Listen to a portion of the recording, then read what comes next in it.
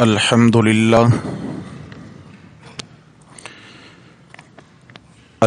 لله وحده والصلاة والسلام على من لا نبي بعده لا نبي بعده ولا رسول بعده لا رسول بعده ولا معصوم بعده أما بعد فأعوذ بالله من الشيطان الرجيم بسم الله الرحمن الرحيم وجاءت سكرة الموت بالحق ذلك ما كنت منه تحيد وجاءت سكرة الموت بالحق یقیناً آ چکی ہیں موت کی سختیاں ذالک ما کنت منہ تحید یہ موت وہ چیز ہے جس سے تو بھاگتا رہا صدق اللہ ومن اصدق من اللہ قیلا اللہم صل علی سیدنا و مولانا محمد وعلی آل سیدنا و مولانا محمد وبارک وسلم علیہ۔ گرامی قدر سامعین حضرات محترم، درس قرآن مجید کے سلسلہ میں 26واں پارہ سورہ قاف اور اس کی آیت نمبر 19 آپ احباب کی خدمت میں تلاوت کی ہے۔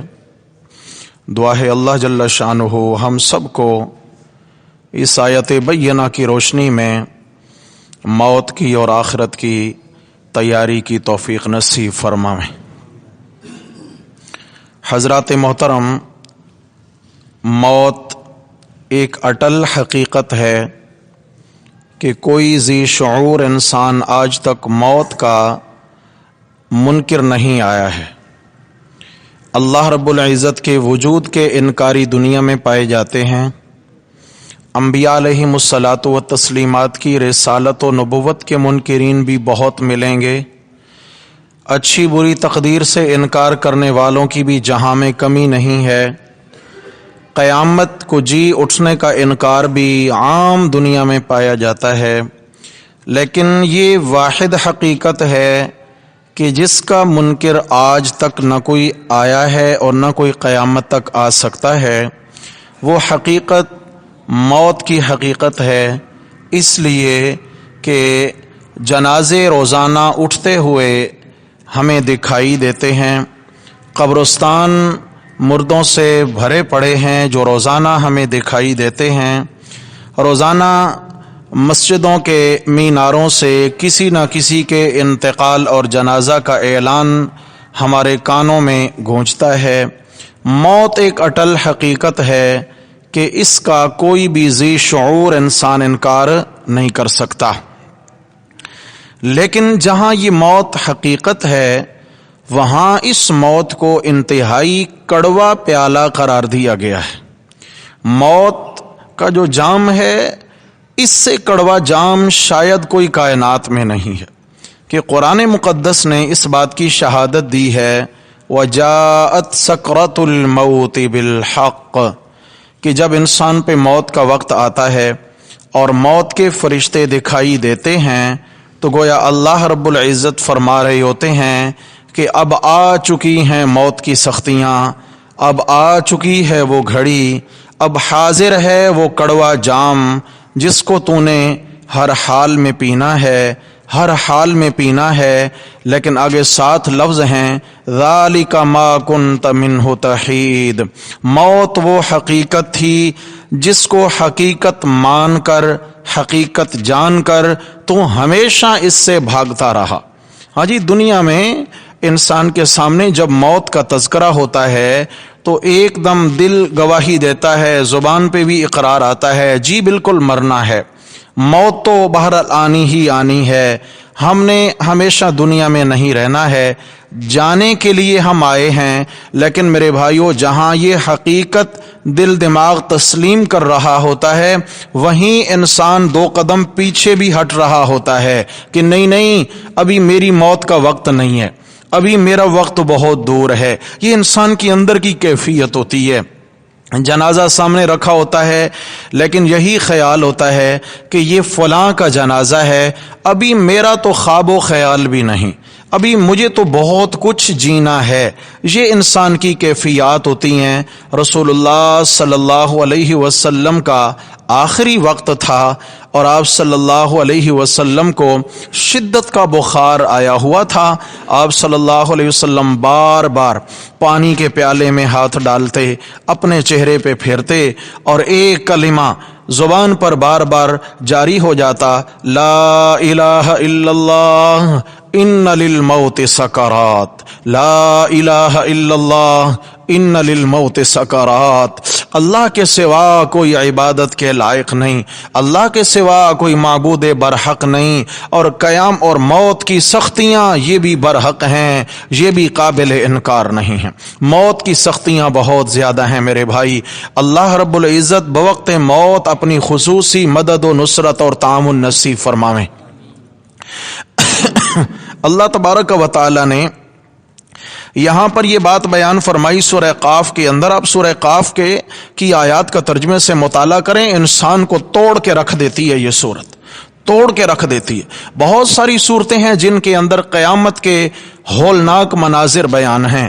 آپ صلی اللہ علیہ وسلم کو حضرت سیدنا صدیق اکبر رضی اللہ عنہ نے عرض کیا، یا رسول اللہ، اب آپ بوڑھے ہونے لگے ہیں، اب آپ کے بالوں میں بھی چاندی اترنے لگی ہے، بال سفید ہونے لگے ہیں۔ تو آپ علیہ السلام نے فرمایا، شیبتنی ہود و مرسلات، مجھے سورہ ہود نے رلا رلا کے بوڑھا کر دیا ہے، مجھے مرسلات نے رلا رلا کے بوڑھا کر دیا ہے، مجھے سورہ قاف اور سورہ واقعہ نے رلا رلا کے بوڑھا کر دیا ہے۔ کیوں کہ ان ساری صورتوں کے اندر میرے بھائیوں آخرت کی، قبر حشر کی ہولناکیاں بیان ہوئی ہیں۔ اللہ تبارک و تعالی ہم سب کی ان میدانوں میں مدد و نصرت فرمائے۔ چنانچہ اللہ تبارک و تعالی نے 27ویں پارہ کے اندر سورۃ الواقعہ کے اندر موت کا منظر بیان فرمایا ہے۔ موت کا ہولناک منظر قرآن مجید یہاں بیان فرماتا ہے۔ اللہ تبارک و تعالی فرماتے ہیں، فلولا اذا بلغت الحلقوم، فلولا اذا بلغت الحلقوم، کہ جب روح پہنچ جاتی ہے انسان کے حلقوم، یعنی گلے میں روح پہنچ جاتی ہے، قدموں سے روح نکلنا شروع ہوئی، موت کے فرشتے نے اندر ڈوب کر انسان کی روح کو کھینچنا شروع کیا۔ یہ الگ معاملہ ہے۔ ایمان والوں کی روح قبض کرنے کا انداز فرشتوں کا اور ہے، گناہ گاروں کی روح قبض کرنے کا انداز اور ہے۔ وہاں نرمیاں بے انتہا، یہاں سختیاں بے انتہا ہیں میرے بھائیوں۔ چنانچہ جب یہ فرشتے روح کھینچتے کھینچتے سینے سے نکال کر حلق تک لے آتے ہیں تو حلق پہ لا کر اس کی روح کو روک دیا جاتا ہے۔ اللہ تبارک و تعالی اس مرنے والے کے خاندان والوں کو خطاب کرتے ہیں، ڈاکٹروں کو خطاب کرتے ہیں، اس کے عیادت کرنے والوں کو خطاب کرتے ہیں، اس کے چاہنے والوں کو خطاب کرتے ہیں، اس کے اوپر کھڑے اس کی نگہداشت کرنے والوں کو اللہ نے خطاب کیا ہے۔ اس آیت بینہ میں فرمایا، فلولا اذا بلغت الحلقوم، بس کیوں نہیں کہ جب روح پہنچ جاتی ہے حلق میں، حلقوم میں، وانتم حینئذ تنظرون، اور تم سب پاس کھڑے دیکھ رہے ہوتے ہو کہ ہمارا بھائی بڑی تکلیف میں ہے، بڑی مشکل میں ہے، بڑا کڑا وقت آ چکا ہے ہمارے عزیز پر، ہمارے پیارے پر، ہمارے دوست پر۔ فرمایا تم سب دیکھ رہے ہوتے ہو، قریب مجمع لگا کے کھڑے ہوتے ہو اس مرنے والے کے، وَنَحْنُ أَقْرَبُ إِلَيْهِ مِنْكُمْ وَلَٰكِن لَا تُبْصِرُونَ، لیکن فرمایا جتنا میں اللہ اس کے قریب ہوتا ہوں اتنا تم میں سے کوئی اس کے قریب نہیں ہوتا ہے۔ لَٰكِن لَا تُبْصِرُونَ، لیکن تم ہمیں دیکھ نہیں پاتے ہو۔ ہم کسی کو دکھتے نہیں ہیں کہ ہم کتنا اس کے قریب ہو کر اپنا کام دکھا رہے ہوتے ہیں. فرمایا فلولا ان کنتم غیر مدینین، اگر تم ماننے والے نہیں ہو، فرمایا اگر تم اپنی حرکتوں سے باز آنے والے نہیں ہو، اگر تم اللہ کی بغاوت کو چھوڑنے والے نہیں ہو، تو فرمایا ترجعونہا ان کنتم صادقین، یہ تمہارے پیارے کی روح ابھی ہم نے پوری بدن سے نکالی نہیں ہے، حلق میں رکی ہوئی ہے. اگر تم اس کو عذاب و ثواب سے بچا سکتے ہو، اگر تم اس کو حساب و عذاب سے بچا سکتے ہو، اگر تم اس کو آخرت کی تلخیوں سے بچا سکتے ہو، اگر تم اس کو قبر کی ہولناکیوں سے بچا سکتے ہو، تو ترجعونہا ان کنتم صادقین، پھر میں اللہ تمہیں چیلنج دیتا ہوں کہ حلق میں رکی روح کو ذرا سینے میں لوٹا کر دکھاؤ، ذرا قدموں تک پہنچا کر دکھاؤ. فرمایا آج ساری محبتیں مل جائیں لیکن کسی پیارے کو موت سے بچا سکتی نہیں ہے. فرمایا ہے کوئی تم میں سے ایسا جو آج اس کو موت سے بچا لے؟ اللہ اکبر، اللہ اکبر. میرے بھائیو، رسول اللہ صلی اللہ علیہ وسلم نے صحابہ کرام کے سامنے موت کی تلخیوں کو بیان فرمایا بڑے عجب انداز میں کہ موت کس رنگ میں واقع ہوتی ہے بندے پر. موت کا فرشتہ آتا ہے، فرشتے آتے ہیں جب موت کے اور روح قبض کرنے لگتے ہیں تو کتنا سختی ہوتی ہے اس مرنے والے پر. فرمایا کہ ایک ململ کا انتہائی نرم و نازک اور ملائم کپڑا ہو اور اس کو ایک کانٹے دار بیری کی جھاڑی پہ ڈال دیا جائے، ایک جھاڑ ہو کانٹے دار اس پہ ڈال دیا جائے اور اس کو ایک طرف سے پکڑ کے اب کھینچنا شروع کریں. اوپر مکمل اس کو ڈال دیا گیا، کپڑا ململ کا ہے، نرم و نازک اور ملائم ہے اور اس کو پکڑ کے کھینچ رہے ہیں. میرے صحابہ بتاؤ وہ کپڑا کس طرح اس سے اترے گا؟ یا رسول اللہ وہ تو تار تار ہو جائے گا، یا رسول اللہ وہ تو پھٹ کے ٹکڑے ٹکڑے ہو جائے گا. آپ علیہ السلام نے فرمایا کہ جب فرشتے کسی کی روح قبض کرتے ہیں وہ بھی اتنی سختی سے اندر سے روح کھینچ رہے ہوتے ہیں کہ وہ اندر سے پھٹ کے تار تار ہو رہا ہوتا ہے، اس کا اندر پھٹ کے ٹکڑے ٹکڑے ہو جاتا ہے، وہ اتنا زیادہ تکلیف میں ہے. پھر آپ علیہ الصلوۃ والسلام نے ایک اور مثال بیان فرمائی. حضرت علی المرتضی رضی اللہ عنہ روایت فرماتے ہیں کہ آپ صلی اللہ علیہ وسلم نے فرمایا اگر کسی جیتے جاگتے باصحت زندہ انسان کے بدن پر 1000 مرتبہ تلوار کا وار کیا جائے، 1000 مرتبہ اگر کسی کے بدن کو تلوار کی کاٹ لگائی جائے، کسی کے ہاتھ میں تلوار ہے، ہاں جی کوئی کاٹنے والا تیز دھار آلہ ہے اور اس سے اس نے پاؤں کی جانب سے کاٹنا شروع کیا ہو اور 1 2 10 20 بار نہیں 1000 مرتبہ اگر کسی کے زندہ بدن پہ تیز تلوار کی کاٹ لگائی جائے، فرمایا اس 1000 مرتبہ کی کاٹ کا اتنا درد نہیں جتنا روح کے نکلنے کا انسان کو درد ہوتا ہے. حضرت عائشہ رضی اللہ عنہا سے 300 مرتبہ تلوار کی کاٹ کی روایت ہے. بہرحال الگ الگ مثالیں ہیں. حضرت عائشہ رضی اللہ عنہ فرماتی ہیں میں نے جب یہ بات سنی تو میں رو پڑی اور میں نے عرض کیا یا رسول اللہ پھر ہمارا کیا ہوگا، پھر ایمان والوں کا کیا ہوگا؟ تو آپ صلی اللہ علیہ وسلم نے فرمایا کہ جو شخص صاحب ایمان ہو، فرمایا جو شخص یہ دعا پڑھتا رہے، وہ میں دعا آگے چل کے بتاتا ہوں. فرمایا جو شخص اس دعا کا اہتمام رکھتا ہے روزانہ 27 مرتبہ صبح میں شام میں کسی وقت بھی 24 گھنٹے میں 1 مرتبہ یہ دعا پڑھ لے گا پورے یقین کے ساتھ اس کے الفاظ اور معنی پہ غور رکھتے ہوئے، تو اللہ تبارک و تعالی اس کو موت کی سختیوں سے محفوظ فرما لیں گے. فرمایا اس کی روح اس طرح نکل جائے گی جیسے آرام سے کوئی گٹھان کھول دیتا ہے، والناشطات نشطا، جیسے کوئی آرام سے گٹھان کھول دیتا ہے، گرہ کھل جاتی ہے.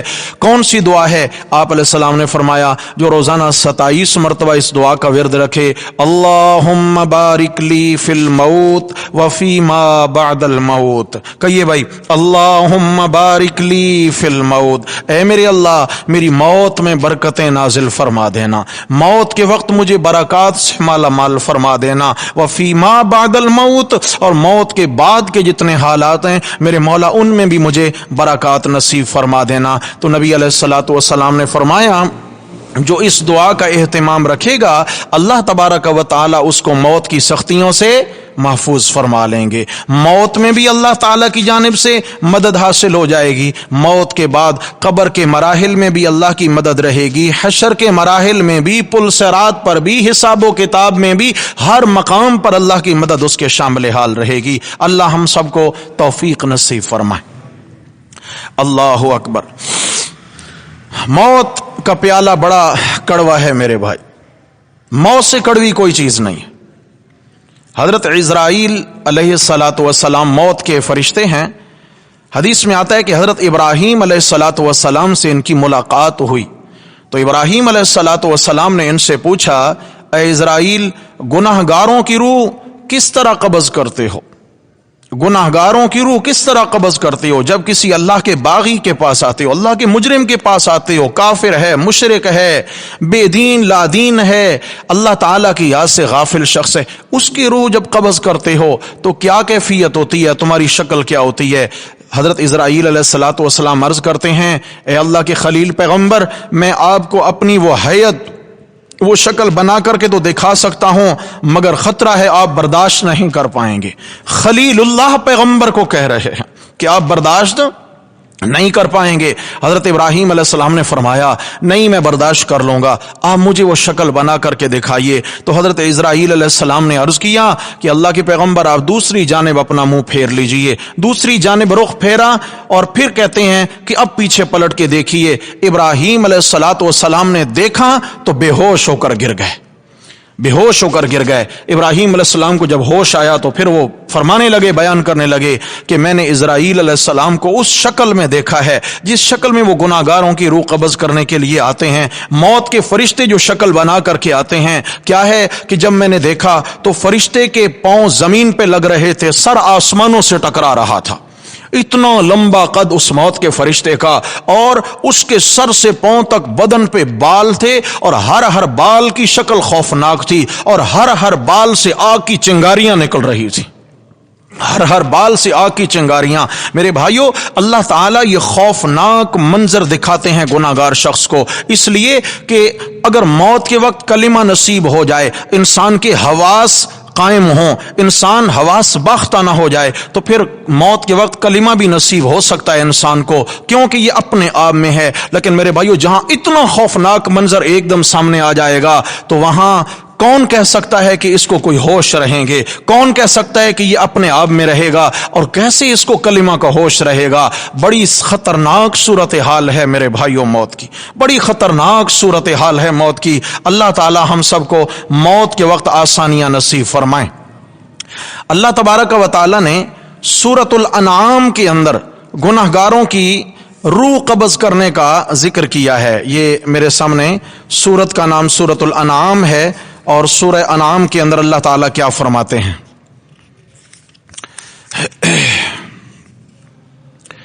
اللہ اکبر، اللہ اکبر. یہ 7واں پارہ سورہ انعام اور آیت کا نمبر 93.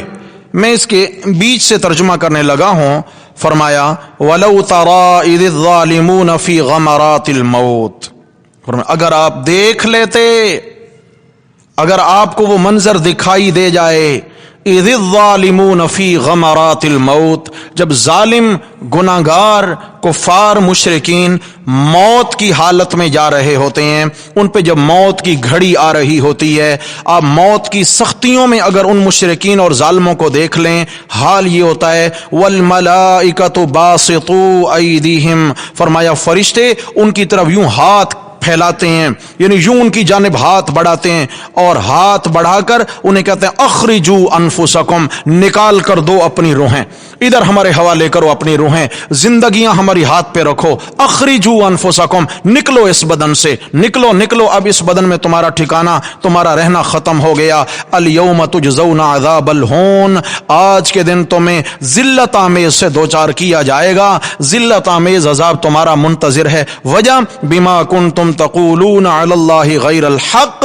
اس لیے کہ تم اللہ پر جھوٹ بولا کرتے تھے، اللہ پر جھوٹ بولا کرتے تھے. اللہ نے فلاں کو اپنا شریک بنایا ہے، اللہ نے فلاں پیارے کو فلاں اختیار دے دیا ہے، فلاں کو اللہ نے اپنی صفت علم غیب دے دی ہے، فلاں کو اللہ نے خزانوں کی چابیاں دے دی ہیں، فلاں اللہ کا شریک ہے، فلاں اللہ کا. فرمایا تمہارا قصور یہ ہے کہ تم اللہ تعالیٰ پر جھوٹ بولا کرتے تھے، اور اگر کوئی تمہیں سمجھانے آتا قرآن کی آیات پڑھ کر تو فرمایا وَكُنْتُمْ عَنْ آيَاتِهِ تَسْتَكْبِرُونَ، تم اللہ تعالیٰ کی آیتیں سن کر اکڑ جایا کرتے تھے. تھے، تکبر دکھایا کرتے تھے، تم اکڑ دکھاتے تھے کہ جی ہمیں ایسی آیات کی ضرورت نہیں ہے، ہمیں توحید کا مسئلہ راس نہیں آتا ہے، ہم جس عقیدے پر ہیں بس اسی پر ہم ٹھیک ہیں۔ فرمایا کاش کہ تو ان کا خاتمہ دیکھ لیتا، ہاں جی ان کا خاتمہ دیکھ لیتا، جب آخری وقت آئے گا تو کیا حال ہوگا۔ اللہ اکبر۔ میرے بھائیوں،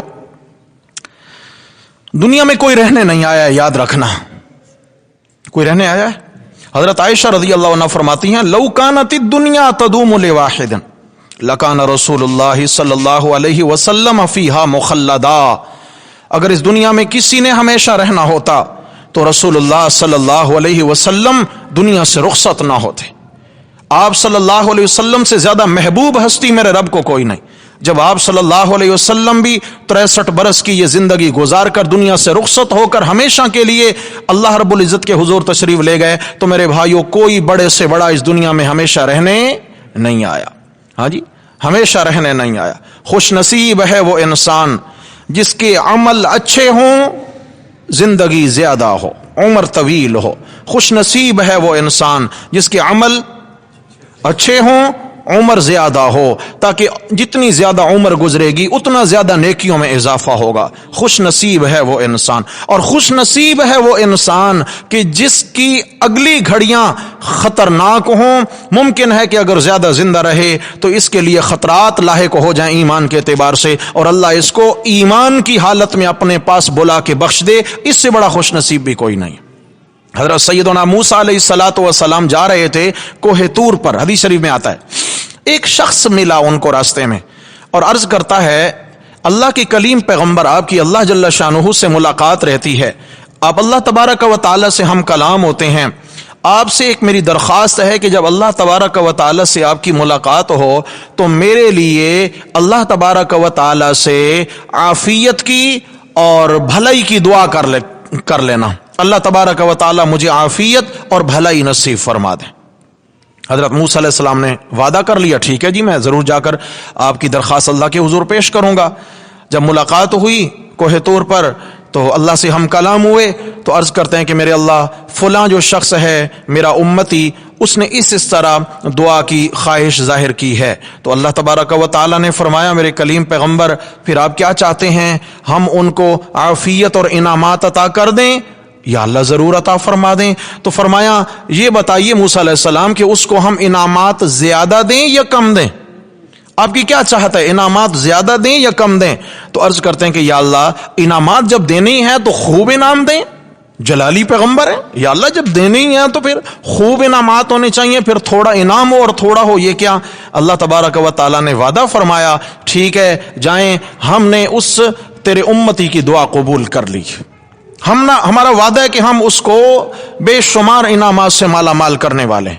حضرت موسیٰ علیہ السلام چلے گئے واپس، کچھ دن گزر گئے، خیال آیا کہ وہ انعامات کی دعا قبول ہو گئی تھی، ذرا جاؤں تو صحیح، جا کر میں اس شخص کے انعامات تو دیکھوں کہ اللہ کی جانب سے اسے کیا ملا ہے۔ چنانچہ اس بستی میں تشریف لے گئے اور بستی میں جا کر اس شخص کا نام معلوم، پتہ پوچھا، لوگوں نے بتایا حضرت ان کا تو انتقال ہو چکا ہے۔ اس شخص کا کیا ہو گیا؟ ان کا تو انتقال ہو چکا ہے۔ پھر پوچھا کہ کب انتقال ہوا؟ کہ جی فلاں دن فلاں وقت انتقال ہوا، عین وہی دن اور وہی گھڑی جب موسیٰ علیہ السلام اللہ کے حضور ہم کلام ہو رہے تھے، عین وہی گھڑی تھی جب اللہ رب العزت نے وعدہ فرمایا کہ ہم اس کو بہت زیادہ انعامات دینے والے ہیں، تو عین اسی وقت ان کی موت واقع ہو گئی۔ حضرت موسیٰ علیہ السلام حیران و پریشان ہیں، یہ کیا ماجرا ہے؟ وعدہ انعامات کا ہوا اور موت گئی ہے۔ پھر اللہ رب العزت سے ملاقات ہوتی ہے تو پھر عرض کرتے ہیں یا اللہ یہ گتھی مجھ سے نہیں سلجھی، یہ واقعہ کیا ہے کہ آپ نے انعامات کا وعدہ کیا؟ اللہ تبارک و تعالی نے فرمایا میرے کلیم پیغمبر ہم نے تو آپ سے پوچھا تھا کہ انعامات کم چاہیے یا انعامات تھوڑے دیں یا انعامات زیادہ دیں؟ جب آپ نے زیادہ انعامات کی خواہش ظاہر کی ہے تو بھلا یہ دنیا کوئی زیادہ انعامات کی جگہ ہے؟ اگر ہم ساری دنیا اس کے قدموں میں لا کر ڈھیر کر دیتے، آخر اس نے کل دنیا سے چلے جانا تھا، سب کچھ رہ جاتا۔ آخرت میں جو انعامات ملنے والے ہیں وہ نہ کبھی ختم ہوں گے، نہ ان میں کبھی کمی آئے گی، اور دنیا کے انعامات مل کر ان انعامات کا مقابلہ بھی نہیں کر سکتے۔ تو ہم نے چاہا کہ ہم اس کو اپنے پاس بلا کر آخرت کے بے شمار انعامات سے مالا مال کر دیں۔ خوش نصیب وہ شخص ہے جس کو اللہ تبارک و تعالی ایمان کی حالت میں تھوڑے اعمال ہیں اور اٹھا لیں اور پھر آخرت میں اللہ اس کو راضی فرما لیں۔ خوش نصیب ہے وہ مومن بھی جس کی عمر طویل ہو، اعمال اچھے ہو۔ اس لیے اللہ رب العزت سے میرے بھائیوں ہمیشہ عافیت کی دعا کرنی چاہیے۔ اللہم انی اسألک العفو والعافیت فی الدنیا والآخرہ، اے اللہ ہم آپ سے معافی کے طلبگار ہیں، دنیا آخرت میں خیر اور عافیت کے طلبگار ہیں۔ میرے اللہ دنیا میں بھی خیر نصیب فرمانا، آخرت میں بھی خیر نصیب فرمانا۔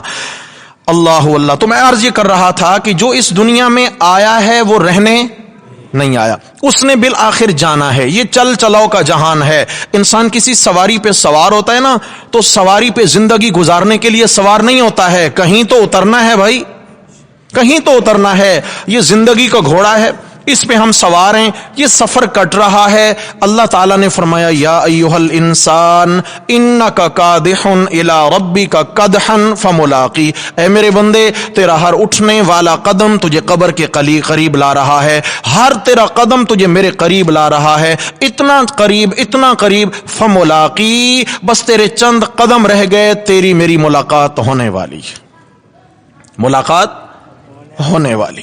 اس لیے میرے بھائیوں عرض یہ کر رہا تھا کہ کوئی بھی یہاں رہنے کے لیے نہیں آیا ہے، قبرستان بھرے پڑے ہیں۔ اب روزانہ دیکھتے ہیں قبرستانوں میں مجمع لگا ہوتا ہے۔ اب عید کی نماز پڑھنے کے لیے جا رہے ہیں، قبرستان کے پاس سے اگر آپ گزر رہے ہیں تو بھی آپ کی نظر پڑے گی کہ کسی نہ کسی کی تدفین ہو رہی ہوگی، ہوتا ہے نہیں ہوتا ہے؟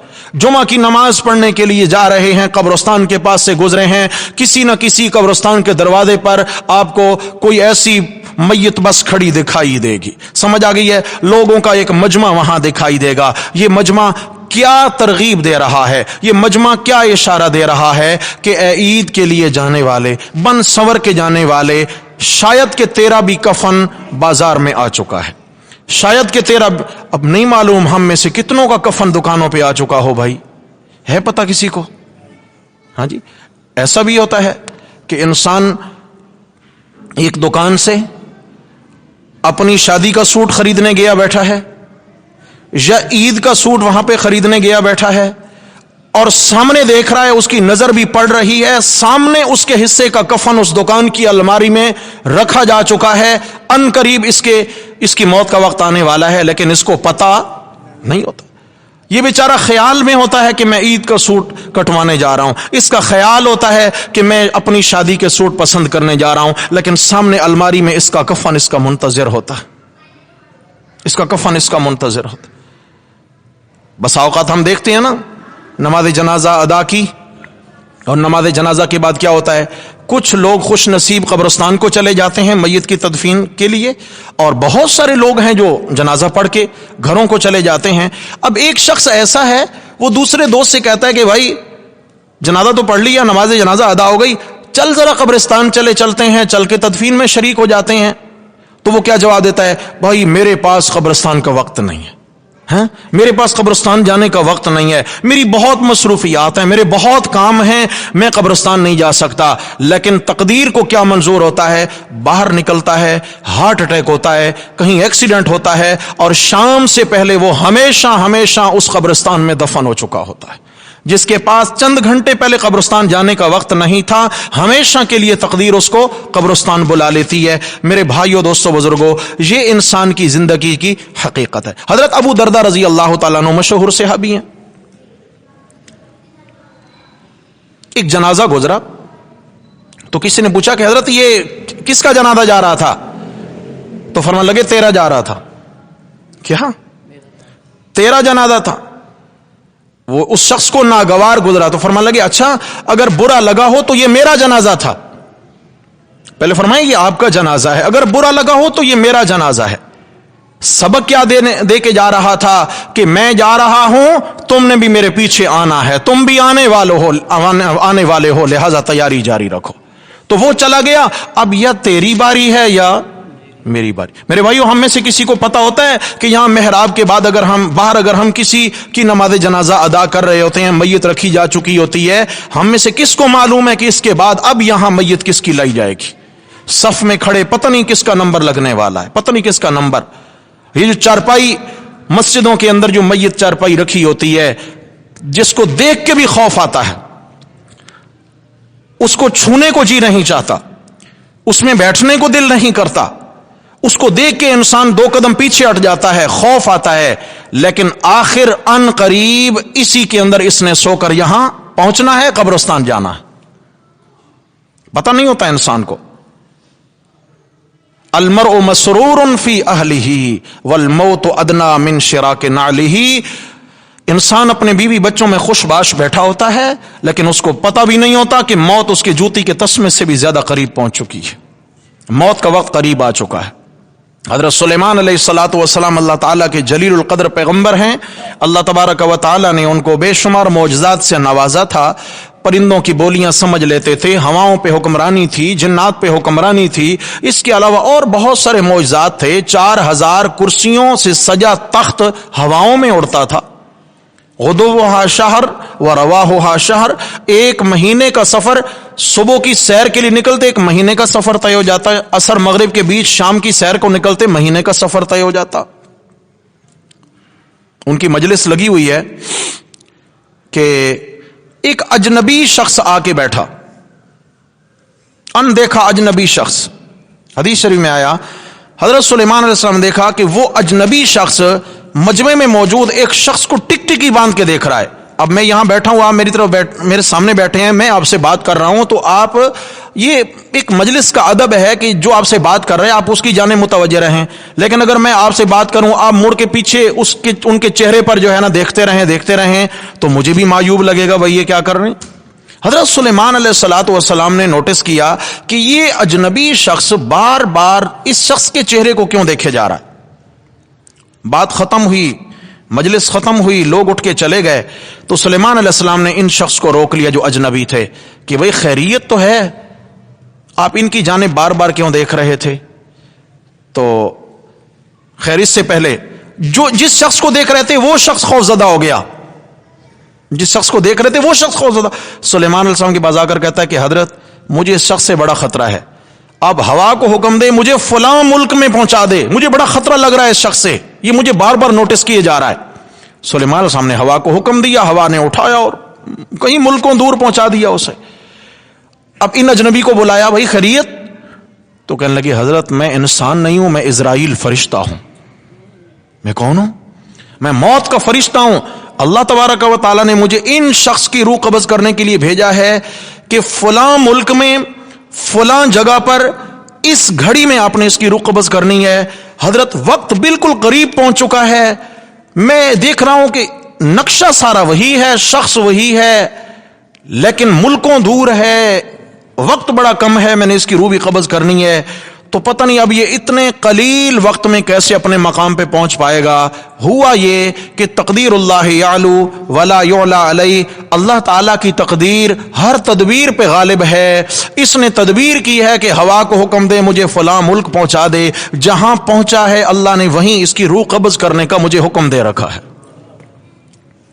وما تدری نفس بأی ارض تموت، قرآن مجید نے کہا کسی کو نہیں معلوم کہ میری موت کہاں واقع ہونے والی ہے، کون سے چوراہے میں میرا ایکسیڈنٹ ہوگا اور میں ہمیشہ کے لیے اللہ کے حضور چلا جاؤں گا، کس ہاسپٹل میں کس سٹریچر پر میں نے دم توڑنا ہے کسی کو پتا ہے میرے بھائی؟ اگر پتا چل جاتا تو زندگی بھر کبھی اس چوراہے سے گزرنے کی کوشش نہ کرے، پتہ چل جائے تو زندگی بھر اس ہاسپٹل کے اس سٹریچر کے قریب نہ جائے۔ لیکن اللہ تبارک و تعالیٰ نے سارا کچھ غیب میں معاملہ رکھا ہے۔ اب یہ شخص کو اتنا تیزی لگی ہوتی ہے، اسے کہیں بھائی 2 منٹ بیٹھ جا، کھانا تیار ہے یار، کھانا کھا کے چلا جا، 1 کپ چائے پی کے چلا جا۔ یہ کہتا ہے بھائی پھر کبھی صحیح، بہت جلدی میں ہوں، میرے پاس بالکل وقت نہیں ہے، تیزی سے نکلتا ہے، چند قدم چلتا ہے تو اس کا حادثہ ہو جاتا ہے اور انتقال ہو جاتا ہے۔ اصل میں معاملہ کیا تھا کہ اس نے اس گھڑی میں وہاں روح دینا تھی۔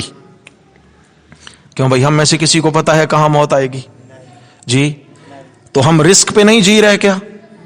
یہ رسک نہیں ہے کہ پتہ نہیں ہمارا کون سا آخری قدم ہو اور ہم اس قبر کے گڑھے میں گر جائیں، پتہ نہیں کون سا ہمارا آخری قدم ہو۔ اللہ اکبر اللہ اکبر۔ اس لیے میرے بھائیوں قبرستان میں جانے کا حکم ہے، قبرستانوں میں جایا کرو، قبرستانوں میں قبروں کی زیارت کیا کرو، ٹوٹی پھوٹی قبریں دیکھا کرو، اور قبروں پہ جا کر کرنا کیا ہے؟ ایک تو مرنے والوں کے لیے مغفرت کی دعا کرنی ہے، نمبر 2 اپنی موت کو یاد کرنا ہے، اپنی موت کو یاد کرنا ہے کہ یہاں میں نے آنا ہے، اسی طرح مجھے یہاں گڑھے میں اتار دیا جائے گا، مٹی ڈال دی جائے گی، پھر ظاہراً تو یہ مٹی کا ڈھیر ہوگا، اندر یا تو یہ جنت کا باغ بن جائے گا یا یہ جہنم کا گڑھا بن جائے گا۔ اسے میرے بھائی انسان مراقبہ موت کرے، موت کا مراقبہ کرنے سے انسان کا دل نرم ہوتا ہے۔ موت کا آنکھیں بند کر کے اپنے بدن کا دفن ہونا سوچے، گلنا سڑنا سوچے، کیڑوں کی خوراک بننا سوچے، مٹی میں مل جانا سوچے، آخرت کی منزلیں سوچے اور حساب و کتاب کے مراحل سوچے، وہ جہنم کی گہرائی کو سوچے، وہ جہنم کی آگ کی حدت اور تپش اور گرمائی کو سوچے، پھر اس کے بعد سوچے کہ میرے رب کی عدالت لگی ہے، میرے رب نے سر عوام ساری دنیا موجود ہے، میرے ماں باپ موجود ہیں، میرے بیوی بچے موجود ہیں، میرے دوست احباب موجود ہیں، میرے چاہنے والے موجود ہیں، میرے عقیدت مند موجود ہیں، اور میرے اعمال کا سرعام اللہ حساب و کتاب لے رہے ہیں۔ میرے بھائیوں، اگر انسان یہ سوچ لے کہ میری زمین جو ہے نا میری زندگی کی ٹیپ ریکارڈ ہے، یہ میری زندگی کی ویڈیو فلم بنا رہی ہے، میری ایک ایک حرکت اس میں نوٹ ہو رہی ہے، تو یقیناً اگر کوئی دیوار پہ لکھا ہوتا ہے خبردار کیمرے کی آنکھ دیکھ رہی ہے، تو انسان اپنے آپ کو سمیٹ لیتا ہے، سنوار لیتا ہے، میری کوئی حرکت ایسی نہ ہو کہ جو کیمرہ اس کو نوٹ کر لے اور میری تکلیف کا سبب بن جائے۔ میرے بھائیو، یہ زمین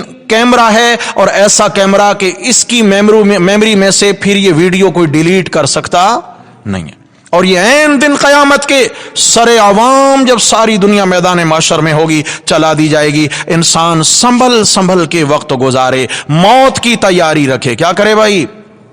سب سے بڑی فکر کیا ہونی چاہیے میرے دوستو؟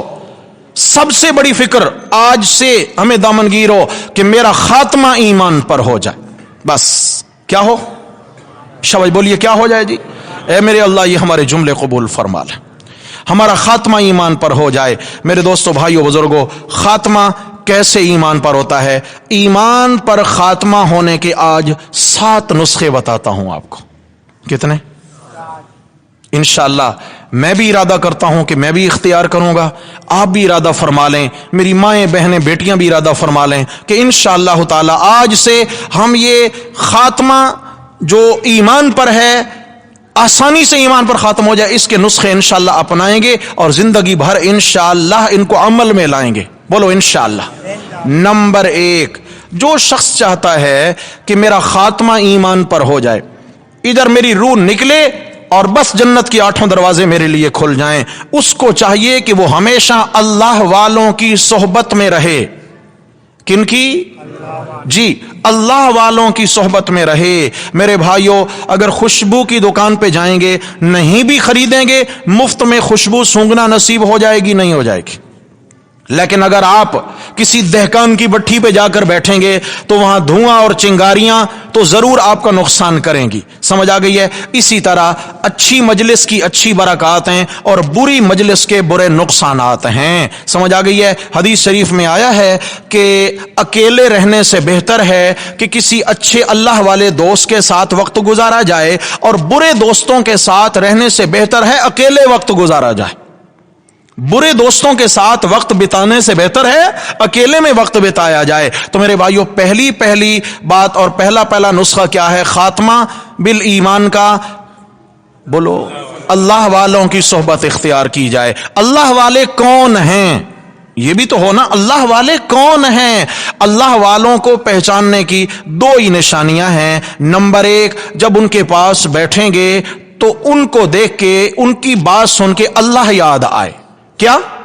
اللہ یاد آئے۔ نمبر 2، ان کی مجلس میں بیٹھ کر دنیا سے بے رغبتی پیدا ہونے لگے۔ جن کی مجلس میں بیٹھ کر بار بار دنیا کی باتیں ہوں، بار بار پیسے کی باتیں ہوں، بار بار تجوریوں کی باتیں ہوں، بار بار بینک بیلنس کی باتیں ہوں، میرے بھائیوں، وہاں پر کبھی بھی انسان کے دل کی اصلاح نہیں ہوتی ہے۔ تو اللہ والوں کی مجلس میں جڑنا، اللہ والوں کی مجلس میں بیٹھنا، فرمایا یہ سبب ہے اس بات کا کہ انشاءاللہ تعالی اس عمل کی برکت سے کیا ہوگا؟ خاتمہ ایمان پر ہوگا۔ نمبر 2 نسخہ۔ اچھا، یہ جو پہلی بات گزارش کی ہے، میرا تو ارادہ ہے انشاءاللہ، آپ ارادہ کرتے ہیں؟ جی، انشاءاللہ آج سے ارادہ کرتے ہیں کہ ہمیشہ اپنا وقت قیمتی بنانے کے لیے اللہ والوں کی مجلس میں جڑیں گے، انشاءاللہ اللہ والوں کی مجلس میں جڑیں گے.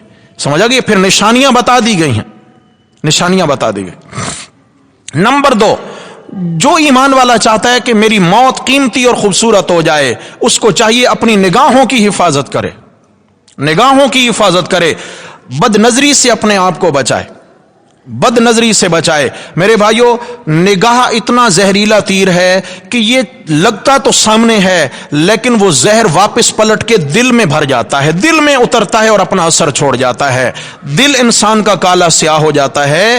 بد نظری بہت بڑا گناہ ہے.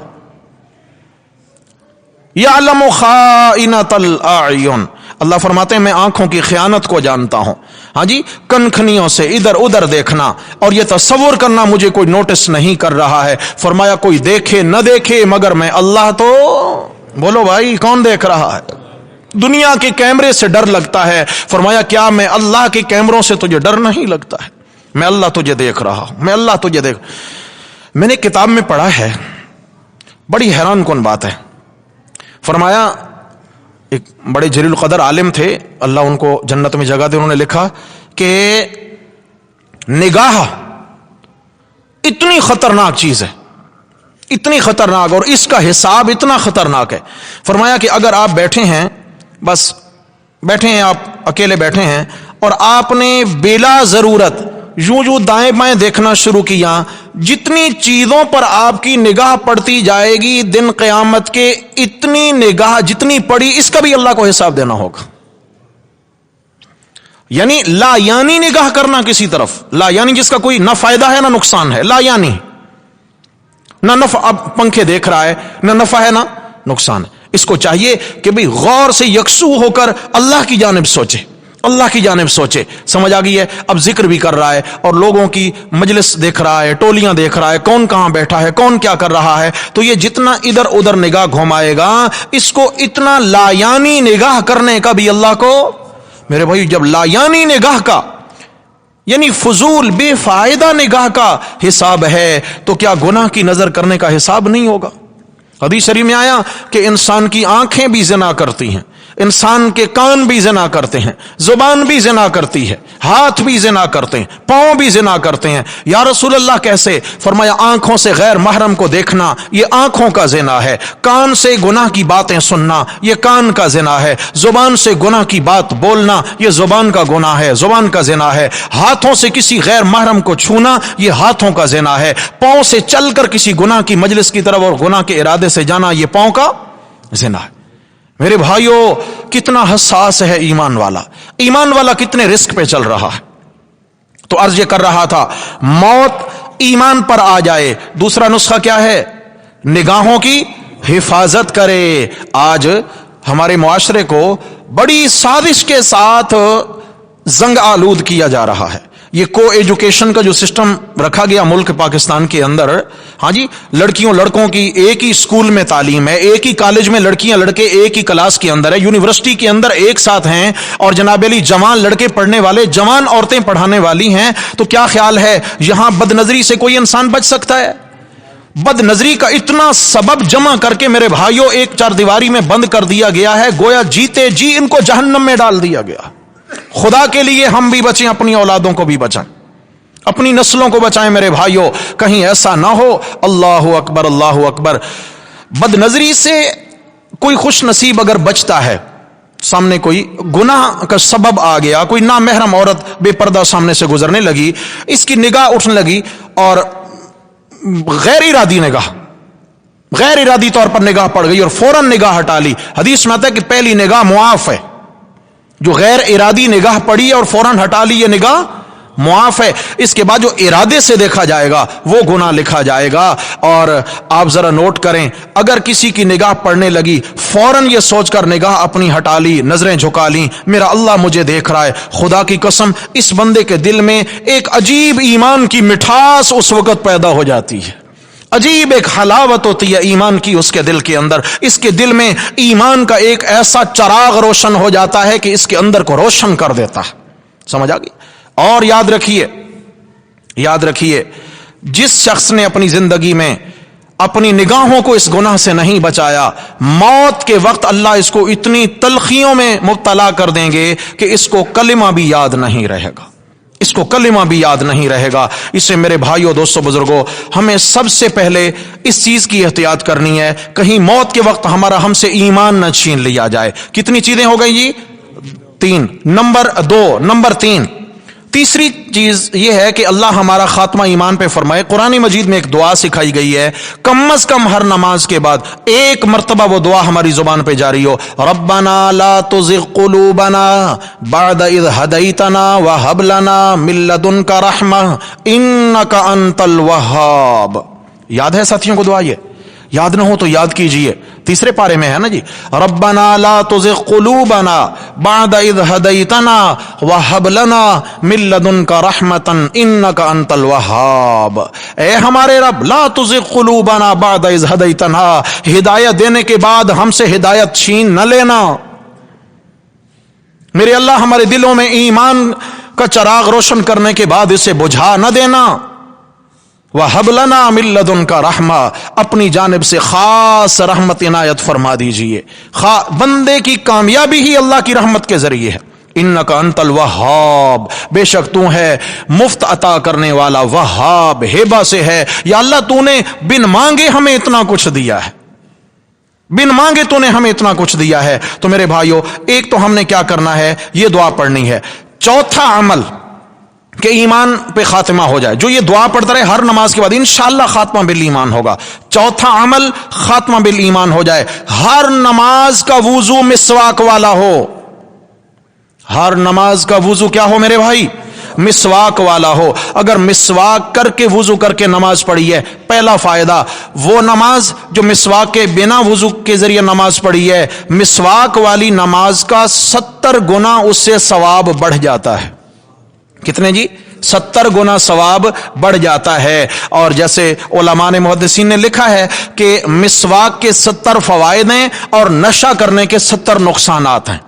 مسواک کے 70 فوائد ہیں، نشہ کے 70 نقصانات ہیں۔ سب سے بڑا نقصان نشہ کرنے کا یہ ہے کہ موت کے وقت اسے کلمہ نصیب نہیں ہوتا۔ نشہ کرنے والا، نشہ کوئی بھی ہے میرے بھائی، بڑے سنگین نشے ہیں، اللہ معاف فرمائے۔ اور مسواک کرنے والا وہ خوش نصیب انسان ہے کہ جب اس کی موت کا وقت آتا ہے تو اللہ اس کے لیے خاص فرشتہ مقرر فرما دیتے ہیں جو اس کو آ کر ایمان کا کلمہ یاد دلاتا ہے۔ مسواک کرنا معمولی سی لکڑی کا ٹکڑا ہے اور ہم نے اس کو بڑا ہلکا لیا ہے۔ میرے بھائیوں، یاد رکھنا، مسواک کتنا عظیم عمل ہے۔ یہ مردوں کے لیے بھی اسی طرح مفید ہے اور خواتین کے لیے بھی اسی طرح مفید ہے۔ اللہ اکبر، اللہ اکبر۔ نمبر 5، اگر چاہتے ہیں خاتمہ ایمان پر ہو، کثرت سے صدقہ کیا جائے۔ کیا کیا جائے جی؟ کثرت سے صدقہ کیا جائے۔ حدیث شریف میں آتا ہے کہ کثرت سے صدقہ کرنے والے سے اللہ تعالیٰ دنیا میں کئی مصیبتیں اور آفات و بلیات بھی دور فرما دیتے ہیں اور اللہ اس کو برے خاتمے سے بچا لیتے ہیں۔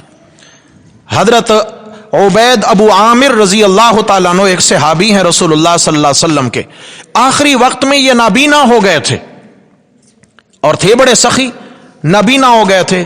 جو مزدوری کرتے تھے حالت صحت میں تو وہ لاتے اور اپنے بیوی بچوں کا خرچہ نکال کے جو بچتا کسی سائل کو خالی ہاتھ نہیں لوٹاتے تھے، اللہ کے راستے میں خرچ کرتے۔ اللہ کے ساتھ بہترین تجارت شروع کر رکھی تھی، کچھ مال جمع بھی تھا، لیکن نابینا ہو گئے آخری عمر میں، تو اپنے اولاد سے فرمایا کہ ایسا کرو، یہ میرے پیسے جو ہیں، میری اشرفیاں، دراہم دینار، یہ میرے تکیے کے نیچے رکھ دو اور میری چارپائی، میرے بستر سے لے کر دروازے تک مجھے ایک ڈوری باندھ دو، ایک رسی باندھ دو یہاں سے وہاں تک، تاکہ کوئی بھی فقیر میرے دروازے پہ آئے تو میں جا کر اس کی اعانت کر سکوں، اپنے ہاتھ سے میں اس کو صدقہ دینا چاہتا ہوں۔ بچوں نے کہا بابا آپ نابینا ہیں، آپ کو مشقت ہوگی، تکلیف ہوگی، آپ ہمیں دے دیا کریں، ہم جا کے دے دیں گے۔ فرمایا نہیں، میں نے رسول اللہ صلی اللہ علیہ وسلم سے سن رکھا ہے جو اپنے ہاتھ سے صدقہ دیتا ہے اللہ اس کا خاتمہ ایمان پر فرماتے، اللہ اس کا خاتمہ۔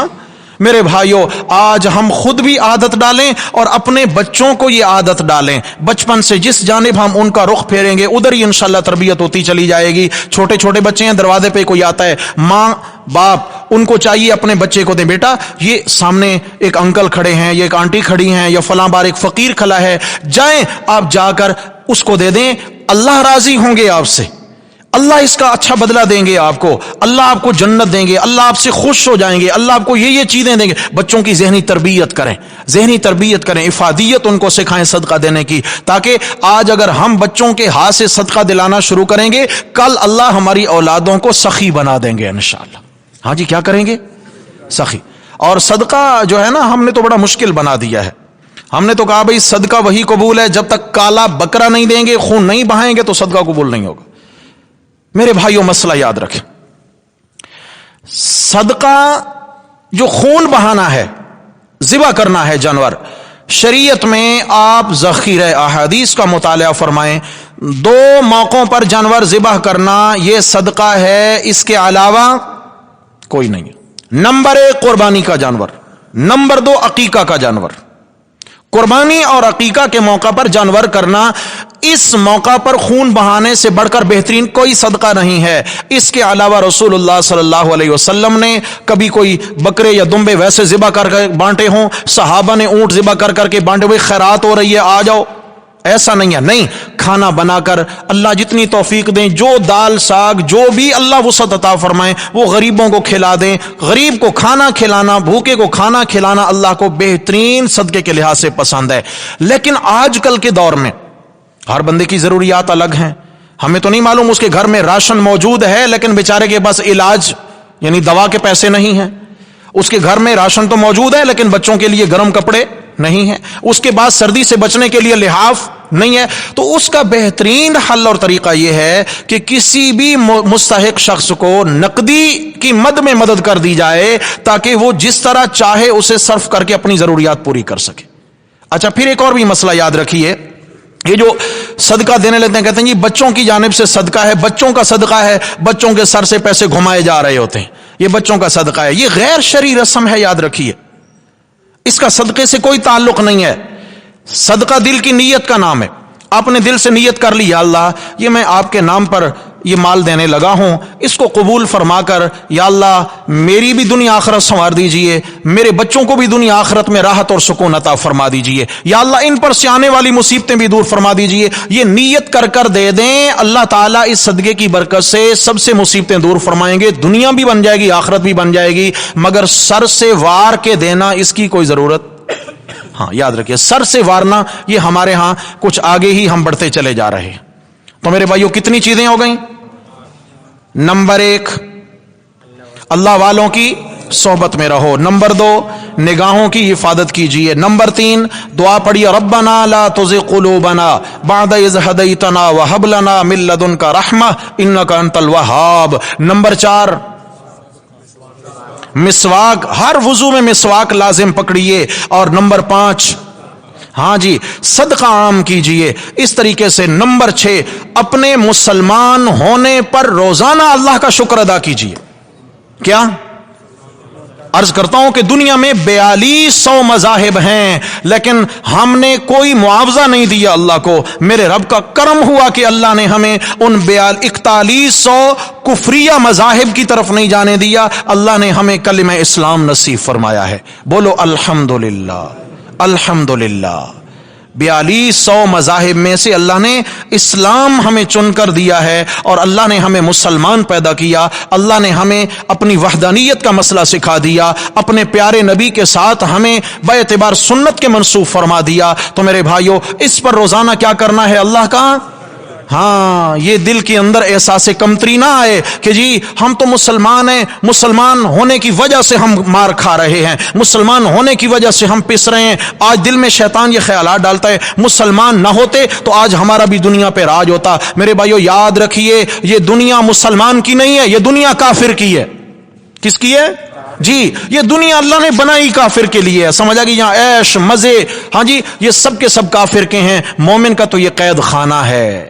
حدیث شریف میں آیا نا کہ جس نے اپنی دنیا کی فکر کی وہ اپنی آخرت کا ضرور نقصان کرے گا، اور جس نے اپنی آخرت کی فکر کی اس کو دنیا کا ضرور نقصان کرنا پڑے گا۔ سمجھ آ گئی ہے؟ ایسا نہیں ہے کہ دونوں چیزیں لے کے انسان چلے اور کہیں کوئی پریشانی نہ اٹھانا پڑے۔ دنیا کمانا ممنوع نہیں ہے، خیال کرنا، دنیا خوب کمائیں، دنیا ہاتھ میں ہو تو محبوب ہے، دنیا دل میں آئے تو معیوب ہے۔ دنیا کہاں تک رہے بھائی؟ ہاتھ تک رہے، ضروریات میں صرف ہوتا رہے، اللہ رزق حلال دیں، خوب صدقہ کریں، ہاتھ تک ہو، لیکن جب دل میں آ جائے گا تو یہ ایمان کی کشتی کو ڈبو کے ختم کر دے گا۔ کتنی چیزیں ہو گئیں جی؟ 6۔ نمبر 7، اگر ہم چاہتے ہیں کہ ہمارا خاتمہ ایمان پر ہو تو مؤذن جب اذان پڑھیں تو اذان کا جواب پوری توجہ سے دیں، اور اذان کے بعد اذان کی دعا پڑھیں۔ جو اذان کا جواب پوری توجہ سے دیتا ہے، پوری لگن سے دیتا ہے، اذان کے بعد کی دعا پورے اہتمام سے پڑھتا ہے، اس کے متعلق حدیث شریف میں آیا رسول اللہ صلی اللہ علیہ وسلم دن قیامت کی اس کی شفاعت فرمائیں گے، اور میرے بھائیوں شفاعت اسی کی ہوگی جس کا خاتمہ ایمان پر ہوگا۔ جس کا خاتمہ کس پر ہوگا جی؟ ایمان پر۔ تو ہمیں کیا کرنا ہے جی؟ کتنے اعمال انشاءاللہ آج سے شروع کریں گے؟ اللہ کرے اللہ مجھے بھی توفیق دیں، اللہ میرے گھر والوں کو بھی، آپ کو بھی، آپ کے سارے خاندانوں کو، گھر والوں کو بھی، اللہ ہماری سب نسلوں کو ان اعمال کے ساتھ جڑنے کی توفیق نصیب فرما دیں۔ تو میرے بھائیو، دوستو، بزرگوں، یہ وہ اعمال ہیں جن کے کرنے سے اللہ تبارک و تعالی سب سے پہلا ہمیں جو فائدہ عطا فرمائیں گے کیا ہوگا؟ ہمارا خاتمہ ایمان پر ہوگا۔ اب اگر کوئی چاہتا ہے کہ جی موت کی بھی سختیاں زیادہ ہیں، موت بھی آسان ہو جائے، جی اس کا بھی نسخہ بتا دیا گیا۔ آپ صلی اللہ علیہ وسلم نے فرمایا ثلاث من کن فیہ یسر اللہ حتفہ وادخلہ جنتا، فرمایا جو شخص یہ تمنا رکھتا ہے کہ اللہ میری موت آسان کر دیں اور مرنے کے ساتھ ہی اللہ میرا فیصلہ جنت کا کر دیں، مجھے جنت میں داخلہ نصیب ہو جائے، ثلاثن، فرمایا اس کو چاہیے اپنے اندر 3 وصف پیدا کرے۔ چاہتا ہے کہ موت آسان بھی ہو، وہ تھا 7 نسخے خاتمہ ایمان پر ہو، چاہتا ہے کہ موت کی سختیاں بھی ٹل جائیں، تو سب سے پہلا نسخہ کیا فرمایا؟ فرمایا رفق بالضعیف، اپنے سے کمزور شخص کے ساتھ ہمیشہ نرمی کا رویہ رکھیں۔ آج کل کیا ہوتا ہے؟ طاقتور پہ غصہ چڑھتا نہیں اور کمزور سے غصہ ہوتا نہیں، ہوتا ہے، اترتا نہیں۔ اگر یہ ہماری کیفیت ہے تو سمجھ جائیں کہ ہم اپنی موت کو سختی کی طرف لے کے جا رہے ہیں، ہماری موت کی گھڑیاں سنگین ہونے والی ہیں، اس گناہ کا بدلہ موت کے وقت مل جاتا ہے۔ رفق بالضعیف، فرمایا اپنے سے کمزور اور ناتواں کے ساتھ نرمی کا معاملہ، نرمی۔ اور اگر ہمارے اخلاق طاقتور کے ساتھ جی والے ہیں اور کمزور کے ساتھ اوے والے ہیں تو پھر ہم سمجھ جائیں کہ یہاں گڑبڑ ہے، یہاں گڑبڑ ہے۔ میرے بھائیوں، طاقتور ہو دنیا کے اعتبار سے، کمزور ہو دنیا کے اعتبار سے، ہر ایک کے ساتھ بات کرنی ہے اچھے اخلاق سے، کس کی رضا کے لیے؟ اللہ کی رضا کے لیے۔ بلکہ رسول اللہ صلی اللہ علیہ وسلم نے تو ہمیشہ کمزوروں، مسکینوں، فقیروں، محتاجوں کو پسند کیا ہے۔ آپ علیہ السلام ایک دعا پڑھا کرتے تھے، اللہم احیینی مسکینا وامیتنی مسکینا واحشرنی فی زمرۃ المساکین، میرے اللہ میں جب تک زندہ رہوں تو مسکینی کی زندگی گزاروں، جب مجھے موت آئے تو مسکینی کی حالت میں موت آئے، میرے اللہ جب دن قیامت کے حشر کا میدان لگے تو مجھے مسکینوں کی صف میں کھڑا فرمانا، مسکینوں کے ساتھ میرا حشر فرمانا۔ اللہ تعالیٰ کو کمزور بندے پسند ہیں۔ نمبر 2، جو چاہتا ہے کہ میری موت میں نرمی آ جائے، شفقت علی الوالدین، اس کو چاہیے اپنے ماں باپ کے ساتھ نرمی اور شفقت والا معاملہ شروع کرے۔ ماں باپ کو اگر ترکی بترکی جواب دیتا ہے تو ڈرے، موت بڑی سنگین آنے والی ہے۔ ماں باپ کے ساتھ نرمی، اتنا نرمی جیسے ایک غلام کا رویہ اپنے آقا کے ساتھ ہوتا ہے، ایک چپڑاسی کا رویہ ایک بہت بڑے افسر کے ساتھ ہوتا ہے، یوں رویہ اولاد کا اپنے ماں باپ کے ساتھ ہونا چاہیے۔ رسول اللہ صلی اللہ علیہ وسلم کی وہ ماں حضرت حلیمہ سعدیہ جنہوں نے آپ علیہ السلام کو دودھ پلایا، ایک مرتبہ اونٹنی پہ سوار ہو کر رسول اللہ صلی اللہ علیہ وسلم کی مجلس میں تشریف لائیں۔ ان کا جو گاؤں تھا وہ طائف سے بھی آگے تھا، 80 میل، طائف سے بھی آگے، مدینہ سے سینکڑوں کلومیٹر دور سفر طے کر کے آئیں۔ बुढ़िया हो चुकी थीं। आप सल्लल्लाहु अलैहि वसल्लम ने जब देखा तो ऊंटनी की मुहार पकड़ ली, ऊंटनी को बैठाया, अदब से उस बुढ़िया को उतारा और आप अलैहिस्सलाम ने नबुव्वत की चादर जमीन पे बिछाई और उस बुढ़िया को उस चादर पे बिठाया। और फिर सहाबा कहते हैं कि नबी अलैहिस्सलातु वस्सलाम सर झुकाकर कान लगाकर उस बुढ़िया की बातें सुनते रहे जब तक वो बोलती रहीं। हमारे नबी सल्लल्लाहु अलैहि वसल्लम ने इधर उधर तवज्जो नहीं फरमाई। अल्लाह के नबी हम तन गोश होकर उस बुढ़िया की बातें सुनते रहे। साहबा कहते हैं हम हैरान थे, पता नहीं ये कौन खुश नसीब बुढ़िया हैं। चुनांचे जब वो उठकर जाने लगी, आप अलैहिस्सलाम ने उनको तहाइफ भी दिए, ऊंटनी पर सवार भी किया और दूर तक ऊंटनी की मुहार पकड़ के चलते रहे। और उनको रुखसत करके जब वापस आए, सहाबा आपस में चिमे गोइयां कर रहे हैं, पता नहीं ये कौन खुश नसीब खातून है। आप अलैहिस्सलाम से सवाल हुआ, आपने फरमाया ये मेरी वो मां थी जिसका मैंने बचपन में दूध पिया था। सल्लल्लाहु मेरे नबी ने फरमाया ये मेरी वो मां थी जिनका मैंने दूध। मेरे भाइयों, ये तो वो मां है मेरे नबी का, उस मां के साथ सलूक है जिसका दूध पिया। जिस मां ने जना है उसका कितना हक होगा मेरे भाई, उसका कितना हक होगा मेरे भाई। एक जुमला अर्ज करूं, सो गए, बात खत्म कर रहा हूं, थके नहीं। मेरे नबी सल्लल्लाहु अलैहि वसल्लम ने खिदमत के लिए, एहतराम के लिए मां के कदमों में चादर बिछाई है, मां की कब्र पे चादर नहीं चढ़ाई जी।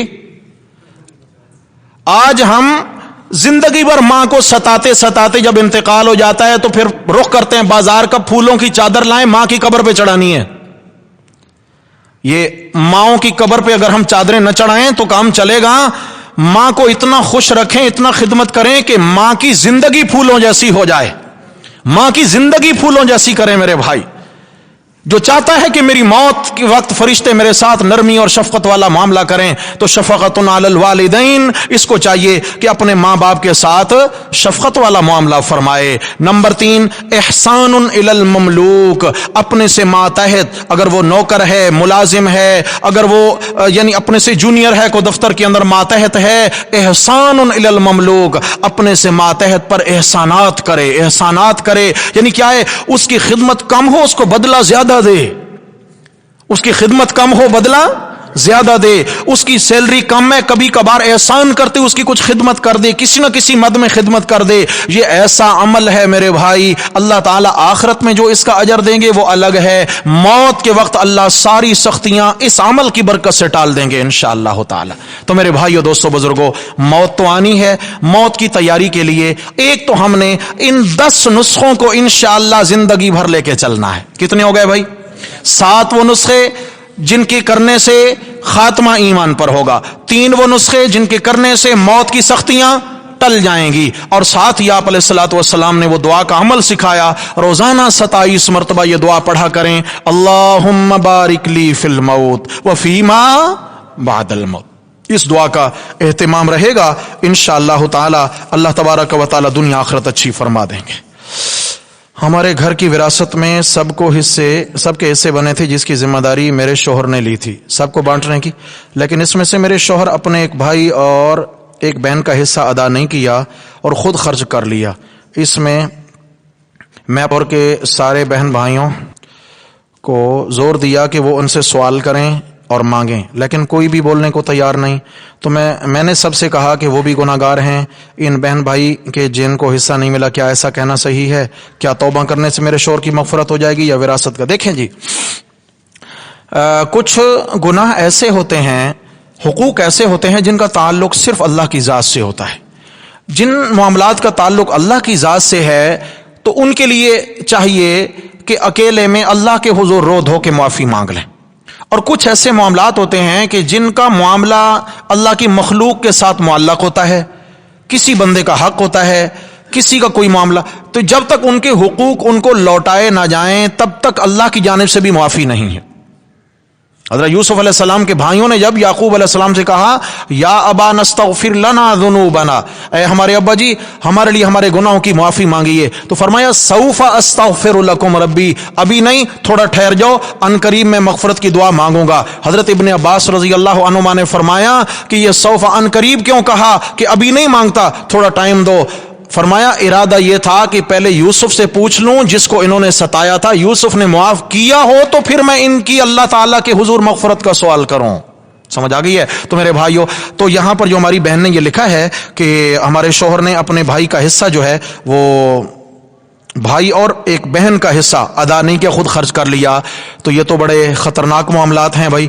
ان کو چاہیے، میرے بھائی ہیں، ان سے درخواست ہے کہ جتنا جلدی ہو زمین کے اوپر یہ حصہ دے کر خلاص ہو جائیں، ورنہ زمین کے نیچے جائیں گے تو بڑے سنگین معاملات ہیں۔ دینا تو ہے آخر، یاد رکھیے، ہم کہتے ہیں جی نہیں، قابض ہو گئے، مار لیا، کسی کی جرت ہے لے لے، جی جرت ہے، دنیا میں اللہ مہلت دیں گے، دنیا میں اللہ اختیار پر چھوڑتے ہیں کہ میرا بندہ خود آخرت کے خوف کی وجہ سے دیتا ہے یا نہیں دیتا ہے، نہیں تو نیچے جو ہی جائے گا تو پھر تو فوراً اس سے لے لیا جائے گا، اور وہاں پیسہ نہیں ہوگا۔ یہ جو راتوں کی عبادت ہے، یہ جو تلاوت ہے، یہ جو نمازیں ہیں، جو روزے ہیں، جو زکوٰۃ ہے، حج ہے، اور یہ جو عبادات ہیں، پھر نیکیاں لے کر اس حقدار کے پلڑے میں ڈال دی جائیں گی، اس کے گناہ لے کر اس کے پلڑے میں ڈال دیے جائیں گے۔ تو مغفرت اسی صورت میں ممکن ہے کہ وہ پہلے دل سے اللہ سے بھی معافی مانگیں اور اپنے بہن بھائیوں کو ان کا حصہ لوٹائیں یا ان سے معاف کرائیں۔ ایک الگ سوال کہتے ہیں کہ میت ناپاک ہوتی ہے، اس کے قریب نہ جاؤ جب تک غسل نہ دیا جائے۔ کیوں بھائی؟ یہ بات نہیں ہے، یاد رکھیں، ہم نماز پڑھتے ہیں تو نماز کے لیے وضو شرط ہے کہ نہیں ہے بھائی؟ جی، وضو کے بغیر اگر کوئی نماز پڑھے گا ہو جائے گی۔ اب کوئی کہے بھائی یہ ناپاک ہے، چونکہ وضو کے بغیر اس کی نماز نہیں ہوتی، لہذا اس کو ہاتھ میں لاؤ، یہ ناپاک ہو گیا۔ یوں نہیں ہے، میت کے اوپر جب ہم جنازہ کی نماز پڑھتے ہیں تو اس کے لیے شرط ہے کہ میت کو غسل دیا جائے۔ زندہ بندوں کا وضو شرط ہے اور میت کے لیے غسل شرط ہے، سمجھ آ گئی ہے؟ وہ اس کی نماز جنازہ کے لیے غسل شرط ہے، ناپاک نہیں۔ ہاں، اگر کسی کو موت اس حالت میں آئی کہ وہ اس پر غسل جنابت تھا، یہ تو جنبی تھا، ناپاک بدن تھا، غسل کی حاجت تھی، یا کوئی خاتون حالت حیض نفاس میں تھی کہ بدن ناپاک تھا اور موت واقع ہو گئی، تو ان کو غسل جو ہے مبالغہ کیا جائے گا، اس طرح منہ میں پانی پہنچائیں، ناک میں پہنچانا، اور جیسے ایک جنبی شخص کو غسل دیا جاتا، غسل کرتا ہے جنبی شخص، ایسے ہی جنبی میت کو بھی غسل دیا جائے گا۔ لیکن یہ مسئلہ نہیں ہے کہ میت ناپاک ہے لہذا اس کے قریب نہ جاؤ۔ قرض ہے اور اولاد کو پتہ ہے، اب کیا پہلے وراثت تقسیم کی جائے یا قرض ادا کیا جائے؟ جی پہلے قرض ادا کیا جائے۔ اگر اتنا قرض ہے کہ اگر قرض ادا کریں گے تو وراثت میں بچے گا ہی کچھ نہیں، تو فرمایا کہ سارے کا سارا مال ہی قرض میں جا رہا ہو پھر بھی پہلے قرض ادا کیا جائے، کچھ بچے تو پھر تقسیم کیا جائے، نہیں تو سب سے پہلے کیا کرنا ہے؟ قرض ادا کرنا ہے۔ اللہ کے نبی صلی اللہ علیہ وسلم سے زیادہ محبوب ہستی اللہ کے نزدیک کوئی نہیں، لیکن جب پریشانی ہو، سامنے والے سے کبھی تذکرہ ہو جائے تو اکثر کبھی کبھار سامنے والا کہتا ہے کہ درود شریف کا ورد رکھیں، انشاءاللہ سب پریشانیاں دور ہو جائیں گی۔ لیکن اللہ کی بڑائی اتنی دل میں کیا ہے پتہ نہیں بس چکی کہ اس بات پر دل پریشان ہو جاتا ہے کہ نہیں مانگتا تو اللہ سے پھر اچھا شاید یہ کہنا یہ چاہتے ہیں کہ جب اللہ سے مانگنا ہے تو درود شریف کیوں پڑھیں؟ یہ تو نبی علیہ السلام پر ہے، جب وہ پریشانی ٹالنے والے اللہ ہیں تو پھر اللہ تعالیٰ کی حمد و ثنا کریں، اللہ سے مانگیں درود شریف۔ اور میرے بھائی درود شریف بھی دعا ہے، ذرا پڑھیے درود شریف کا لفظ پہلا کیا ہے؟ بس رک جائیں، اللہم، کیا لفظ ہے؟ اے اللہ، اے اللہ آپ رحمت بھیجیں محمد صلی اللہ علیہ وسلم پر۔ ہم نے نبی علیہ السلام سے دعا مانگی ہے یا نبی علیہ السلام کے لیے اللہ سے دعا مانگی ہے؟ تو جب اللہ تعالیٰ کو اپنے نبی کے لیے اللہ سے دعا مانگنا پسند ہے تو یہ ایک سبب ہے کہ درود شریف کے ذریعے مسائل حل ہوتے ہیں۔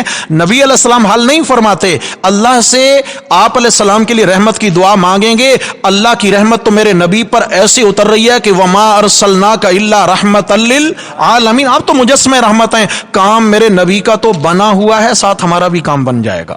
سمجھ آ گئی؟ کرنے والی ذات اللہ کی ہے۔ ستیلا بھائی جو کہ پتہ نہیں مگر اس کی وراثت ہے اور اب باقی بھائی دینا نہیں چاہ رہے تو اس کا کیا حل ہے؟ دیکھیں جی، ستیلا ہو یا سگا ہو، اگر وہ باپ کی طرف سے ہے یا ماں کی طرف سے ہے، یعنی جدھر سے بھی شریک ہے، باپ شریک ہے تو وہ باپ کی وراثت کا وارث ہوگا، ماں شریک ہے تو ماں کی وراثت میں سے وہ وارث ہوگا۔ سودیلے یا سکے کا یہاں مسئلہ نہیں ہے، یہاں اولاد ہونے کی وجہ سے وہ اس وراثت کا حقدار ہے، بالکل دینا ہے۔ بات وہی ہے، اگر یہاں نہیں دیں گے تو وہاں اعمال دینا پڑیں گے، اور ہمارے اعمال تو اتنے ناکارہ ہیں، پتہ نہیں اپنا کیا بنے گا۔ پتہ نہیں اپنا کیا بنے گا، اور اگر خدا نخواستہ وہ بھی چلے گا تو مسئلہ۔ یہاں ایک مسئلہ اور مجھے یاد آ گیا کہ عموماً اولادوں کو زندگی میں والدین عاق کر دیتے ہیں کہ بھائی، اور یہ وصیت کر دیتے ہیں کہ میرے بعد جب میری وراثت تقسیم ہو تو میرے فلاں بیٹے کو یا فلاں بیٹی کو حصہ نہیں دینا۔ یاد رکھنا، نبی کریم صلی اللہ علیہ وسلم نے فرمایا کہ ایسی وصیت کرنے سے انسان پر جنت کے دروازے بند ہو جاتے ہیں۔ ایسی وصیت کرنا، حدیث شریف میں آیا کہ ایک شخص ہے جو 70 سال کا عبادت گزار ہے، 70 سال نیکیاں کی ہیں، لیکن موت سے پہلے اس نے یہ وصیت کر دی کہ میری وراثت کو اس طرح بانٹنا جس میں غیر شرعی کوئی شک آ رہی تھی، غیر شرعی کسی کا حق مارا جا رہا تھا، تو فرمایا اللہ اس کی 70 سال کی عبادات ضائع کر کے اس کو جہنم میں داخل کر دیتے ہیں۔ اور فرمایا ایک ایسا شخص ہے کہ 70 سال کا یہ گناہ گار تھا، گناہ ہوتے رہے زندگی میں، لیکن موت سے پہلے اس نے وصیت کر دی کہ میرے تمام اموال کو، میرے شرعی وارثوں کو شرعی حصوں کے مطابق علماء سے مسئلہ پوچھ کر تقسیم کرنا، کوئی کسی کا حق نہ مارے۔ تو فرمایا اللہ تعالیٰ کی رحمت اتنا جوش میں آتی ہے، 70 سال کے گناہ معاف فرما کے اس کو جنت میں داخل کر دیا جاتا ہے۔ سمجھ آ گئی ہے؟ تو عاق کرنے سے کوئی عاق نہیں ہوتا ہے۔ والدین 10 بار بھی وصیتیں اور عاق نامہ لکھ دیں، پھر بھی اس بچے اور بچی کو وراثت میں سے حصہ ملے گا، کیونکہ یہ والدین کا مقرر کردہ حصہ نہیں ہے، یہ اللہ کا مقرر کردہ حصہ ہے۔ کئی سالوں سے منگنی ہوئی ہے مگر سسرال والے رخصتی کا نام بھی نہیں لے رہے ہیں، کوئی دعا بتائیں کہ اللہ ان کے دل میں ہمارے والدین کی پریشانی کا احساس ڈال دیں، اللہ ان سسرالیوں کو ہدایت نصیب فرمائے۔ زور سے آمین کہو۔ سمجھ آ گئی ہے؟ کتنے بڑے ظلم کا معاملہ ہے۔ ماں باپ سمجھ سکتے ہیں، جوان بیٹیاں ماں باپ کے گھر میں بیٹھی ہیں، منگنیاں ہو چکی ہوتی ہیں، نکاح ہو چکے ہیں، ان کے بالوں میں چاندی اتر رہی ہوتی ہے، لیکن وہاں کیا ہے، پھڈے ہیں، اپنا مکان ہوگا تو شادی کریں گے اور لڑکا پاؤں پہ کھڑا ہوگا، کیوں بھائی اس کے پاؤں ٹوٹ گئے۔ انا للہ و انا الیہ راجعون۔ بھائی جب اس کو پاؤں پہ کھڑا دیکھ کر ہی کرنا تھا تو کسی کی بچی کو باندھ کر رکھنے کی کیا ضرورت تھی؟ کیوں ظلم کرتے ہو ایسا؟ خدا سے ڈرو، خدا سے ڈرو۔ اور مسئلہ یاد رکھیں، جوانی کے بعد اگر والدین اپنے بچے یا بچی کی شادی میں بلا عذر شرعی ایک لمحہ تاخیر کریں اور بچے یا بچی سے کوئی گناہ ہو جائے تو جتنا گناہ اولاد کو ہوگا اس کے برابر ماں باپ کے پلڑے میں وہ گناہ رکھا جائے گا دن قیامت کی۔ سمجھ آگے؟ اس لیے میرے بھائیوں درخواست ہے کہ اس طرح کے گناہوں سے اجتناب کریں۔ زمزم میں ڈالا ہوا کفن، اس کی کیا فضیلت ہے؟ کوئی فضیلت بھی نہیں ہے جی، کوئی فضیلت بھی نہیں ہے۔ چھٹکارا اعمال پہ ملنا ہے۔ دیوار کمزور ہو اور اس کا پینٹ مزیدار کر دیں، گرے گی یا کھڑی رہے گی؟ اندر سے کھوکھلی ہے بھائی، گرے گی۔ سمجھ آ گئی ہے؟ وہاں جاتے ہیں اور ہم کفن کو زمزم لگا رہے ہوتے ہیں، بھائی یہی زمزم اپنے اعمال کو لگا لیں، اعمال کو زمزم سے دھو لیں۔ سمجھ آ گئی ہے؟ ہمارے اعمال اچھے ہو جائیں۔ رسول اللہ صلی اللہ علیہ وسلم کی ذات سے منسوب وہ پانی مبارک ہے، اور جو سنتیں میرے نبی کی ہیں وہ میرے نبی سے منسوب مبارک نہیں ہیں۔ یہ جو چہرے کی سنت ہے میرے نبی کو پسند تھی یا نہیں تھی؟ ہم زمزم والا کفن تو پسند کریں، لیکن میرے نبی کی اس سنت کو ہم نالی میں بہاتے رہیں، بھائی کیا خیال ہے، شفاعت ہو جائے گی؟ نہیں۔ ایسے ہی کوئی خاتون ہے، میرے نبی صلی اللہ علیہ وسلم نے پردے کا اہتمام فرمانے کا حکم دیا ہے۔ کوئی ماں بہن بیٹی اگر پردے کا اہتمام نہیں کرتی، دوسرے اعمال صالحہ کا اہتمام نہیں ہے، سنتوں کا اہتمام نہیں ہے، لیکن کفن اس کا زمزم والا ہے، تو بھائی اس میں کچھ نہیں کہا جا سکتا۔ عبداللہ ابن ابی ابن سلول رئیس المنافقین، جس نے نبی علیہ السلام کو ستایا تھا زندگی بھر، آپ علیہ الصلوۃ والسلام کے پاس ان کا بیٹا ہے، یا رسول اللہ میرا منافق باپ فوت ہو گیا ہے، اگر آپ پسند فرمائیں تو اپنا کرتا مبارک عنایت فرما دیں، میں اپنے بابا کو بطور کفن کے پہنا دوں، اور آپ تشریف لے آئیے گا، آپ کفن خود پہنا دیجئے گا۔ حدیث شریف میں آپ علیہ الصلوۃ والسلام نے اپنا کرتا مبارک عنایت فرمایا جو میرے نبی نے اپنے مبارک بدن پہ پہن رکھا تھا، اور اسی کرتے میں کفن دیا گیا۔ پھر آپ علیہ السلام تشریف لے گئے اور آپ نے اس کا منہ کھولا اور ہونٹوں میں اپنا لعاب مبارک بھی میرے نبی صلی اللہ علیہ وسلم نے لگا دیا، اور ایک روایت میں جنازہ پڑھا دیا، دوسرے میں نہیں پڑھایا نہیں، ابھی صفیں تیار ہوئی، پڑھنے لگے کہ حضرت عمر رضی اللہ عنہ نے عرض کیا یا رسول اللہ کیف نصلی علی المنافق، یا رسول اللہ، اللہ کے محبوب ہم مومن کا جنازہ پڑھتے ہیں 4 تکبیر نماز جنازہ پتہ ہے، یا رسول اللہ یہ ذرا منافق کے جنازے کا بھی طریقہ بتا دیں۔ اشارہ سمجھ میں آ گیا؟ آپ علیہ السلام نے فرمایا مہلن یا عمر، عمر خاموش رہو۔ آپ فرماتے تھے عمر یہ اللہ کی زبان ہے، کیا مطلب ہے؟ زمین پہ بولتا ہے، اللہ عرشوں سے قرآن بنا کے اتار دیتا۔ چپ رہو عمر، ابھی اللہ کی جانب سے منع نہیں آئی. آپ کے سامنے ارادہ فرمایا تو جبریل قرآن لے کر کے آ گئے. ان تستغفر لہم، فرمایا استغفر لہم او لا تستغفر لہم ان تستغفر لہم 70 مرۃ فلن یغفر اللہ لہم. میرے محبوب ایک بار نہیں، اگر آپ ان کی 70 بار بھی مغفرت کی دعا کریں تو بھی میں اللہ نے ان کی مغفرت. زمزم والا کفن نہیں تھا، میرے نبی کا کرتا مبارک تھا، لیکن مغفرت میرے بھائیوں لباس یا کفن پہ نہیں. اگر کفن پورا نہیں، کفن پرانے کپڑوں میں ہے، اعمال خوبصورت ہیں، خدا کی قسم اللہ کے ہاں بہاریں ہی بہاریں ملیں گی. لیکن اگر ہم نے ظاہر پہ زور دیا، اعمال پہ نہیں، تو میرے بھائیوں خطرہ ہے کہیں ایسا نہ ہو کہ ہمارا سب کچھ ضائع ہو جائے. تو میرے بھائیوں جو کچھ عرض کیا اللہ تبارک و تعالی اپنی بارگاہ اقدس میں قبول فرمائیں. دعا ہے اللہ جل شانہ مجھے آپ سب کو عمل کی توفیق نصیب فرمائیں. لہذا استغفر اللہ واتوب